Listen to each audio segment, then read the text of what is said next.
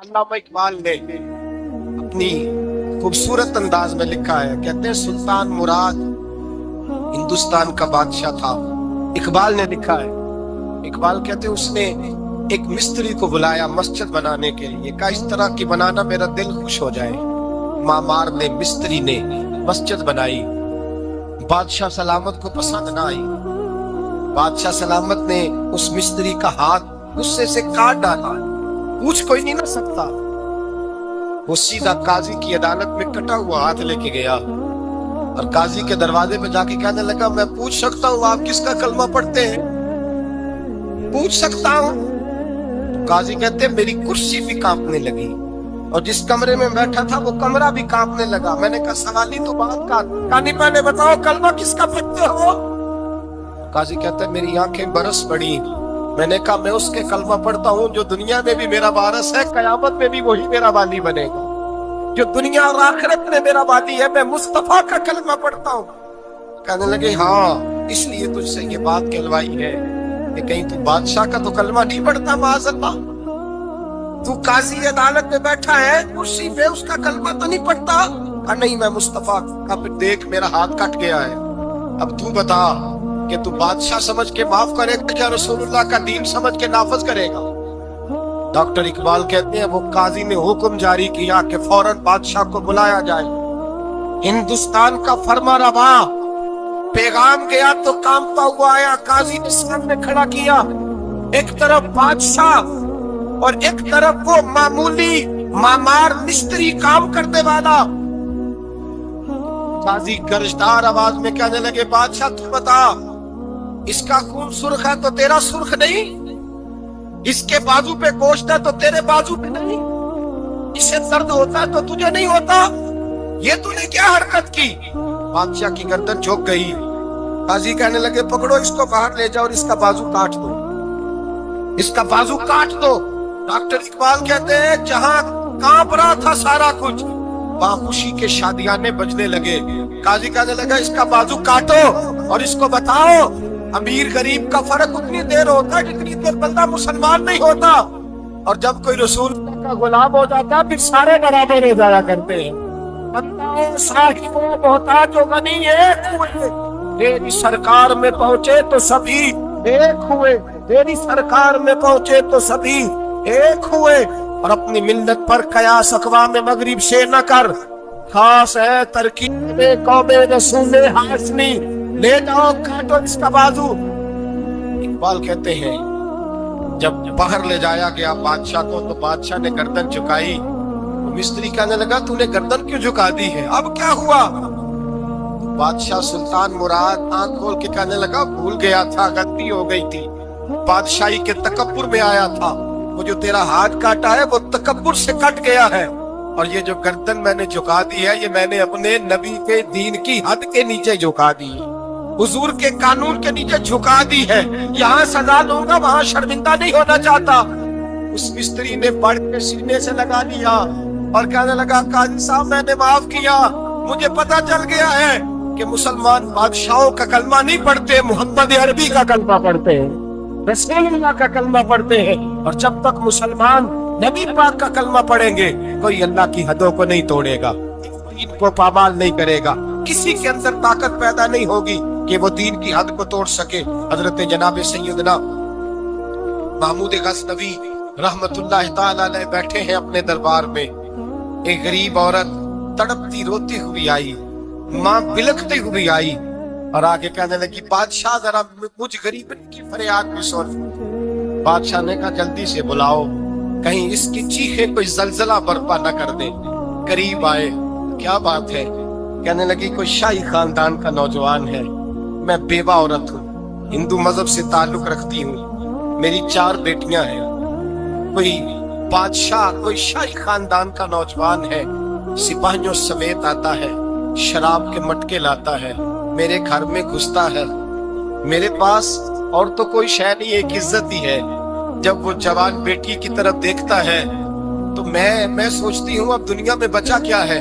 बादशाह मैं बड़ी मुश्किल से तुझ तक पहुंची हूँ, मैं अगरचे हिंदू हूँ पर मेरी फरियाद रसी कौन करेगा? सुल्तान महमूद गज़नवी कहने लगे तू जा, اور میں نے اپنے سارے سپہ سالاروں کو، سپاہیوں کو حکم دے دیا ہے آئندہ جب تو آئے گی تو تجھے رات کا وقت بھی میرا دربار کھلا ملے گا، جیسے ہی وہ تیرے گھر آئے فوراً پہنچ جانا، آ کے اطلاع دینا۔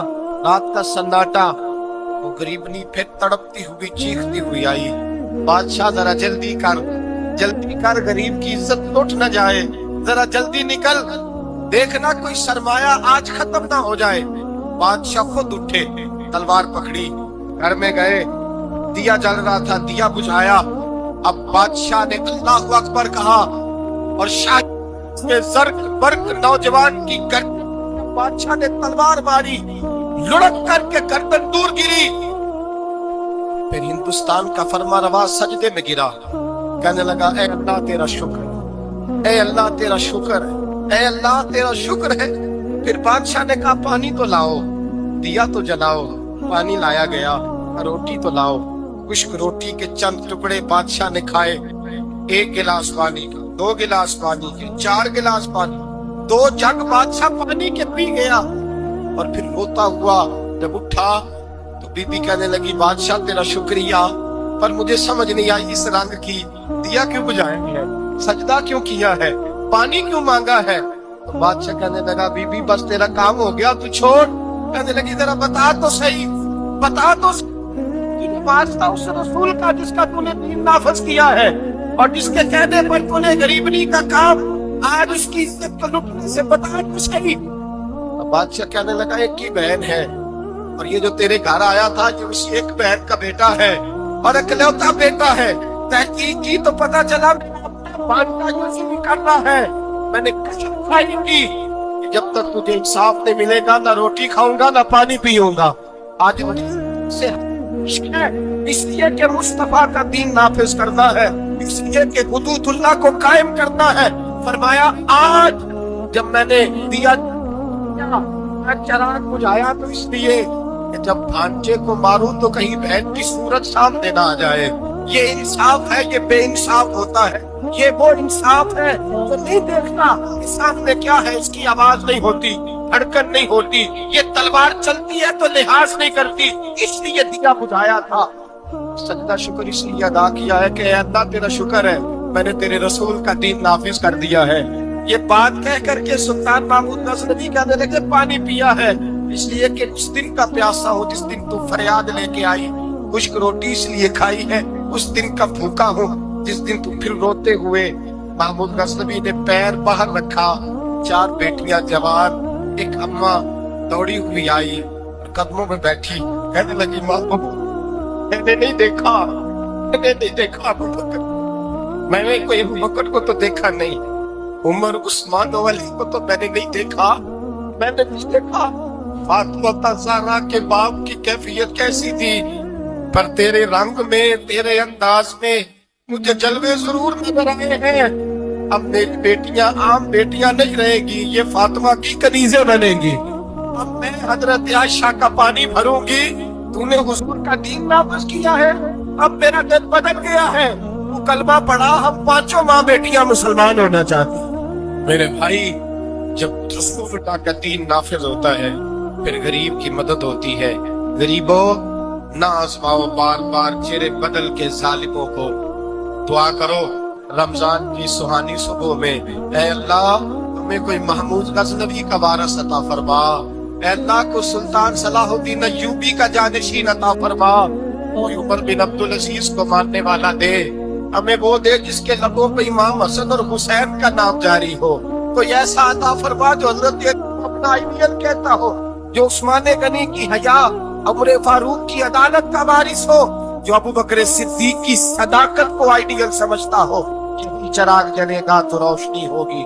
جب اللہ کی حد کا معاملہ آئے کسی کی پرواہ نہ کرنا، پھر نہ دیکھنا سامنے کون ہے، پھر نہ دیکھنا کون ہے۔ اور کیا کہتا ہے حضرت فاروق اعظم کے زمانے میں غسان کے بادشاہ نے کلمہ پڑھ لیا تھا، شاہ غسان نے۔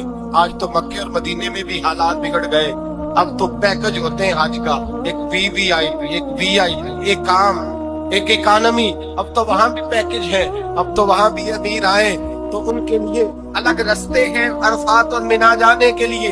حضرت عمر کا زمانہ تھا، غسان کے بادشاہ نے کلمہ پڑھا، लंबा जुब्बा पहन के तवाफ काबा कर रहा था। एक गरीब का पैर जुब्बे पे आ गया, गरीब का, मजबूर का, गुलाम का। बादशाह ने पलट के थप्पड़ जो मारा तो मजमे में खाना काबा की साए में गरीब रोने लगा और हजरत उमर के पास गया, कहने लगा मैं रुस्वा हो गया और सरे तवाफ रुस्वा हो गया। ऐ उमर के घर आके भी मेरी रुस्वाई हुई। तो उमर ने गस्साब के बादशाह को बुला के कहा कि इसे बदला दे, इसे राजी कर या बदला दे। कहने लगा उमर मैं इसे बदला दूं? आपने फरमाया ये मेरे नबी पाक का दीन है, ये हुजूर का दीन है, ये नाफिज होगा। ये अमीर गरीब के लिए अलग नहीं, इसे बदला दे, ये तुझे थप्पड़ मारेगा, तुझे खाना पड़ेगा। उसने कहा अगर मैं ऐसा ना करूं तो आप फरमाने लगे फिर मैं उमर हूं, फिर मैं तुझसे करवाऊंगा, तुझे करना पड़ेगा, तुझे ये करना पड़ेगा, मैं करवाऊंगा। हजरत सैयदना उमर फारूक ने कहा एक रात का वक्त है तेरे पास, या इसे राजी कर दे या सवेरे उसी तरह तवाफ होगा, उसी तरह मजमा होगा और तवाफ की उस जगह जहां ये तुझे थप्पड़ मारेगा और सारा जमाना देखेगा कि रसूलुल्लाह का दीन कैसे नाफिज होता है। तुझे थप्पड़ खाना पड़ेगा, मार खानी पड़ेगी। अल्लाहु अकबर। जब सैयदना फारूक आजम ने उसे ये कहा, एक रात सोचने का वक्त लिया उसने, रातों रात सामान उठा करके वापस भाग गया, ईसाई हो गया। एक आदमी ने कहा उमर इतना बड़ा बादशाह था, उसके पीछे कितने लोग मुसलमान होते, माले खजाना में कितना नफा आता, ये होता वो होता। उमर कहने लगे चुप कर जाओ, ना माल चाहिए, ना ज्यादा दौलत चाहिए, ना बादशाह चाहिए, हमें तो अपने मुस्तफा का दीन चाहिए, हमें तो रसूलुल्लाह का दीन चाहिए, इससे ज्यादा हमें किसी चीज की हाजत नहीं। आई चिराग जलेगा तो रोशनी होगी। रसूलुल्लाह के दीन की हद के मामले में किसी की परवाह न करें। जब आपको वाज़े कुरान की आयत मिल जाए, जब हदीस मुबारक वाज़े मिल जाए, फिर अपनी राय पे, फिर उस पर अपनी राय न डाले, थोपे ना, फिर ये ना देखे मैंने घर बचा